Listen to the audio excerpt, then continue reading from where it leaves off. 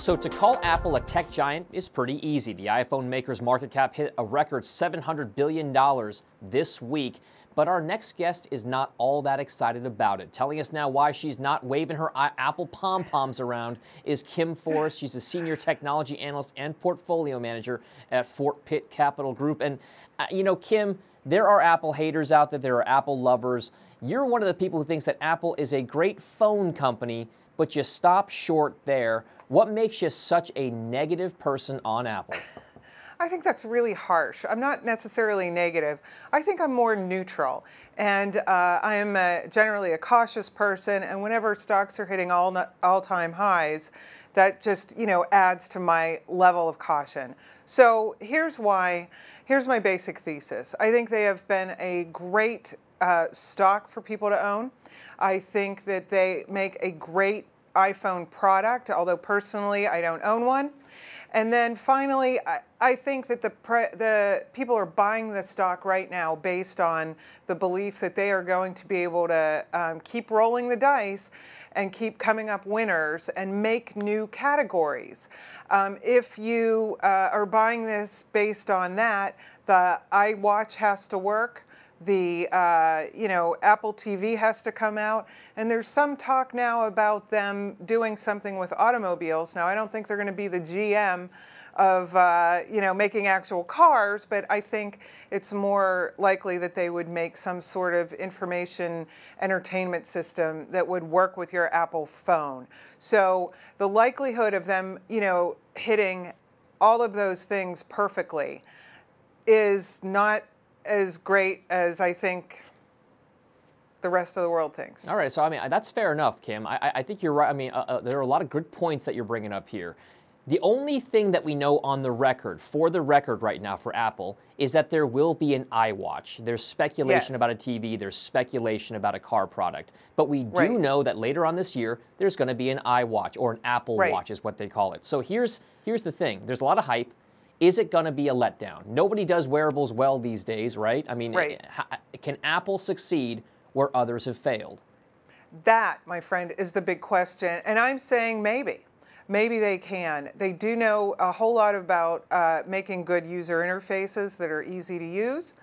My biggest question mark here is Apple in particular has been the thing that has weaned us off of watches. They have made the young people that love Apple products not want to own or wear watches because everybody looks at their phone. Now they want to, change consumer behavior and make us have a watch. So I think that's super interesting. And I don't really understand how they think they're going to change behavior other than, it's cool and that's about it. Well, it's funny you mentioned that because I know a lot of people in the generation that came right after mine, those Gen Yers and Gen Zs or the millennials, however you want to call them. I'm on the tail end of Gen X, and none of them uses a watch anymore because they all use their smartphone. So that's an interesting point. Now, here's the thing. Consumer, good product, bad product, doesn't always translate into whether it's a good or bad stock to own or not own. You don't own the stock, right? I mean, so if you don't own the stock, tell us what you think. Are the shares right now overvalued? Well, I think they're overvalued if any of these things fail. You're buying a company that has, a stable product for its computers. That's not particularly growing. The iPad looks like it's slowing down growth, if not, not growing or going the other way.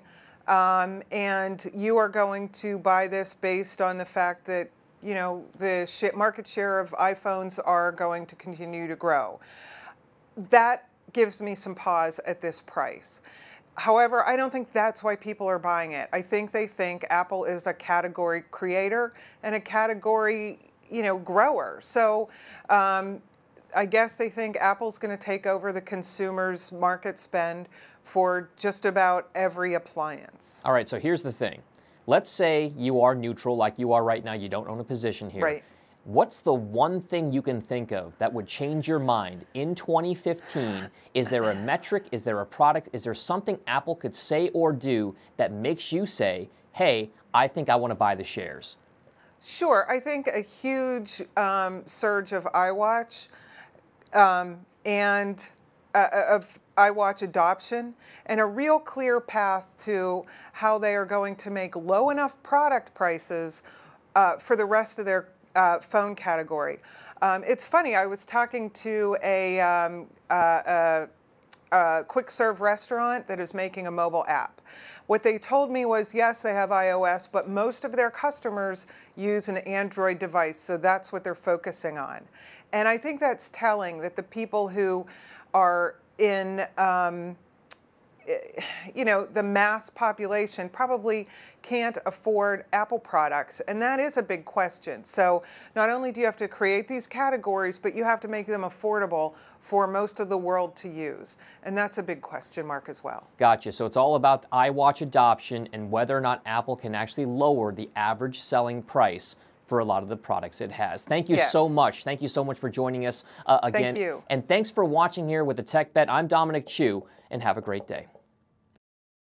Hey YouTube fans, I'm Landon Dowdy from CNBC. Thank you so much for checking out our channel. You can subscribe by clicking right here to check out the latest Mad Money CEO interviews, market news, financial advice, and product unboxing. Enjoy!